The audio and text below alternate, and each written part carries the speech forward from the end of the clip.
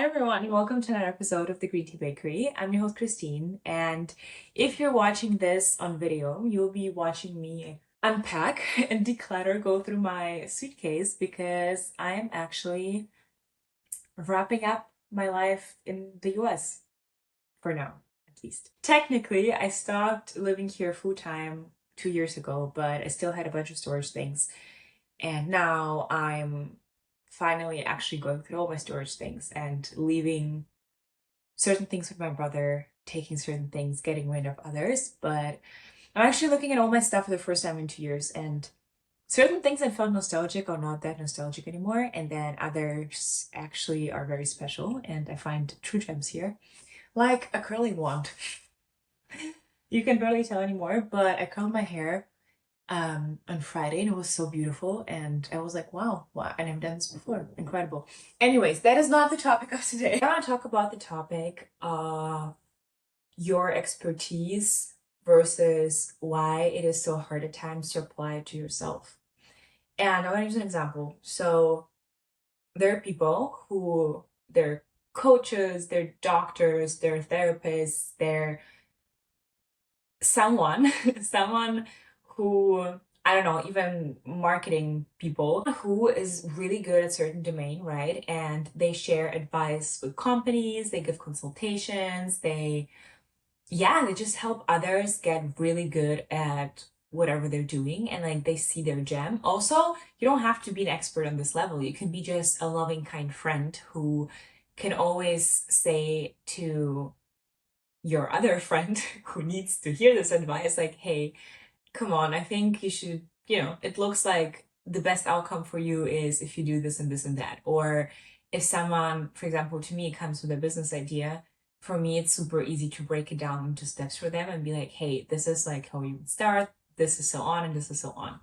I was even considering for a certain time giving consultations because I genuinely love doing this so much and I could help people with that as well. What I wanted to say is that oftentimes whenever you have those things that you're really good at, sometimes it's super hard to apply to ourselves, and I have no idea why. Well, let's declutter this topic. Why is it so hard to apply certain things that we know to ourselves?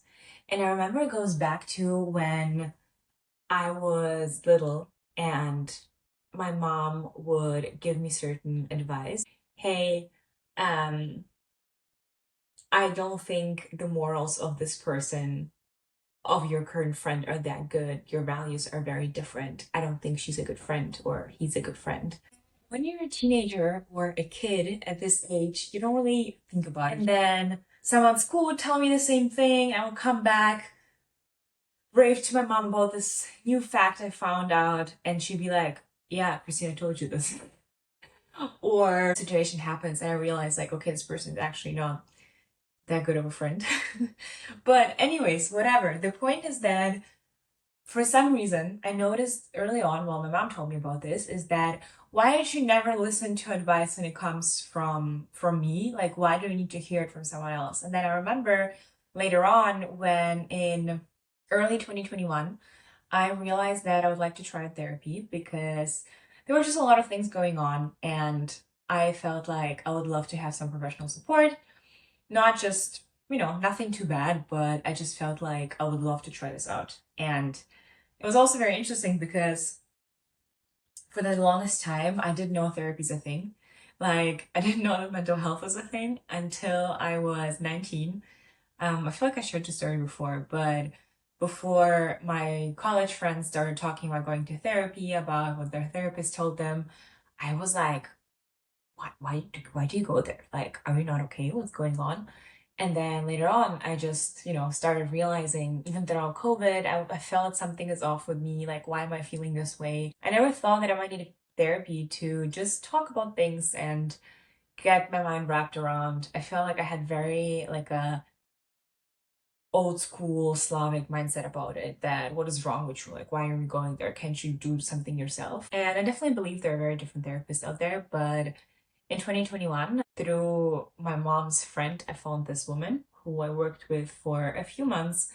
Looking back at it, wasn't the most helpful experience, but I think it was a great beginning. I remember back then convincing my mom, actually, Shout out to my mom because this woman has been growing with me so much, especially in the last like 5 to 7 years. I feel like we both grew up incredibly. It was her call of being like, hey, I think my friend told me about this woman. Try talking to her. I think it might help you. But that was her shift because she realized that, oh, when advice comes from within, like from people close to you, you usually don't really take it. And if a therapist who you pay for a service, right?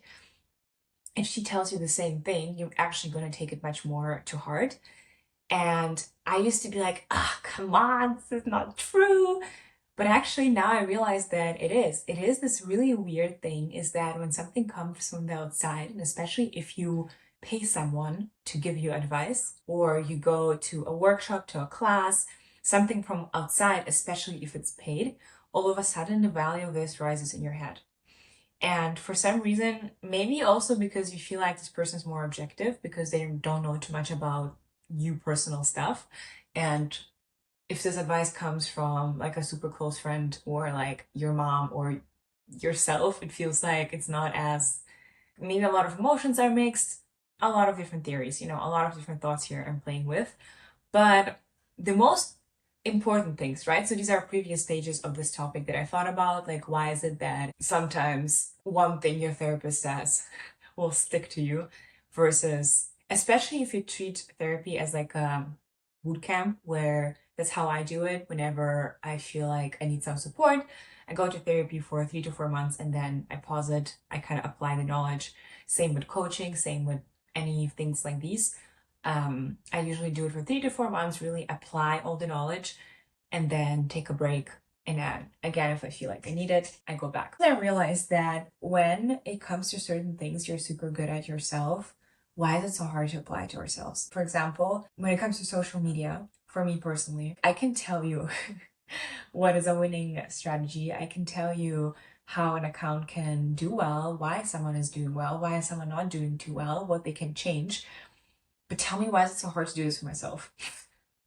Like, tell me, why is it so hard for me to realize how to grow online through my art and the things that I'm doing? I don't know. It just feels like maybe there is a lot of personal stuff. Again, I'm not looking at this too objective. There's a lot of stuff that's mixed. But can I step back and look at the type of person I would like to be, person I'm working towards to, and kind of step by step look at what are the actions I can do? And the answer is yes, I can do it for sure.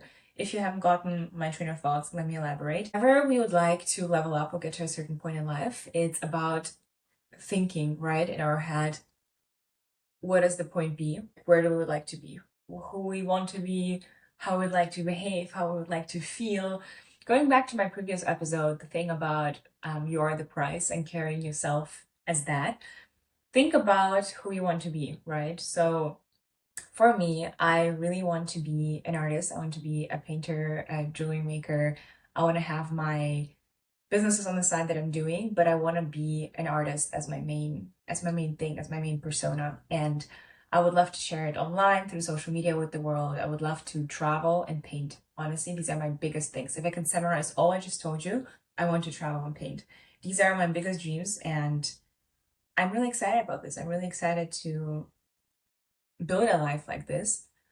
But for some reason, it feels like whenever I try to take a step back and break it down into steps, it's super hard for me to see it objectively. It makes sense because it's subjectively, it is me. There are certain ways of getting into this mindset of looking at something objectively and listening to your intuition. And it really is about allowing ourselves to make certain decisions that come from intuition.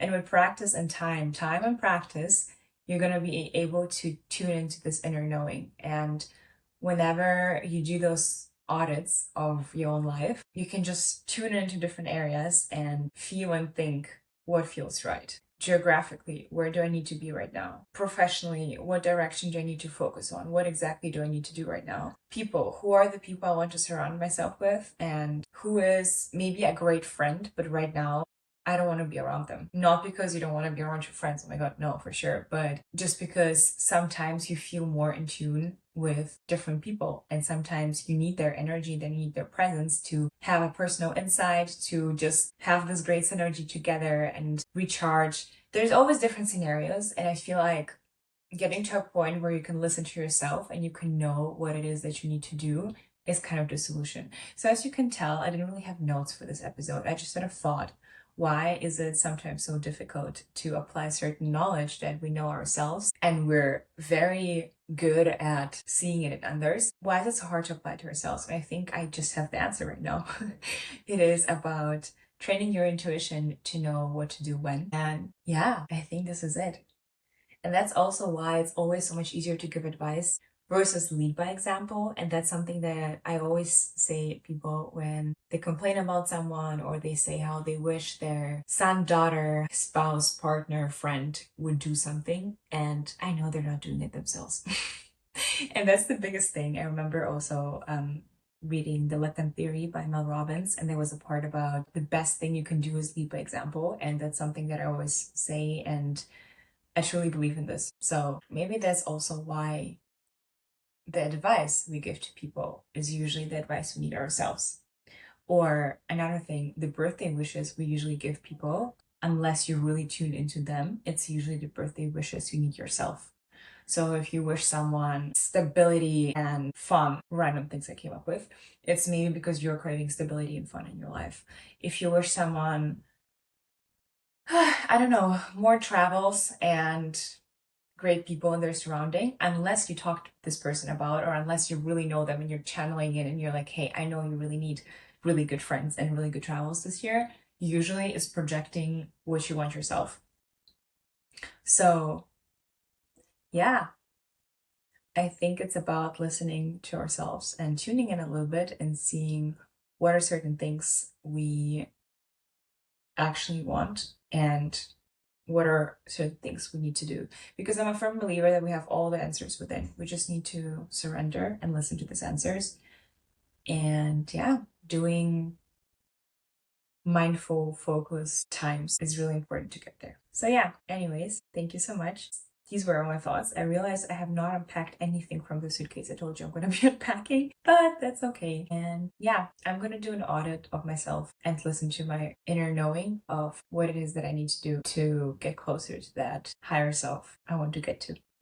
Anyways, thank you so much for being here, and I'll see you in another episode of the Green Tea Bakery. Bye!